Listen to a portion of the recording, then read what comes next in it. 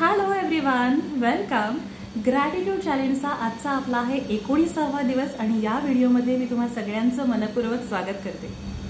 आज आपल्याला ग्रॅटिट्यूड चॅलेंजमध्ये करायचं आहे काय, तर आपल्याला थँक्यू म्हणायचं आहे आपल्या आयुष्यात आपण अनुभवलेल्या फेल्युअर्सना.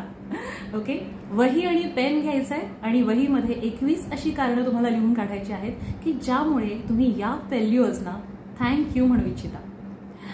आपल्यापैकी अनेकांनी त्यांच्या आयुष्यामध्ये परीक्षेत फेल होणं अनुभवलेलं असेल, ब्रेकअप अनुभवलेला असेल, डिवोर्स कदाचित अनुभवलेला असेल किंवा नोकरीमध्ये बिझनेसमध्ये एखादं फेल्युअर किंवा रिजेक्शन अनुभवलेलं असेल. या सर्व गोष्टींना तुम्हाला आजच्या दिवशी थँक्यू म्हणायचं आहे. तुम्हाला सांगते, आयुष्यात कोणताही इव्हेंट घडतो ना, कोणतीही घटना घडते, त्याला दोन बाजू असतात आणि आपले विचार त्या घटनेला चांगली घडली की वाईट घडली हे ठरवतात.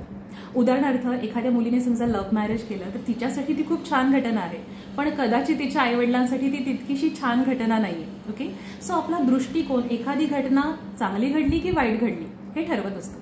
तर आज आपल्याला हेच करायचं आहे, आपला दृष्टिकोन विस्तारायचा आहे.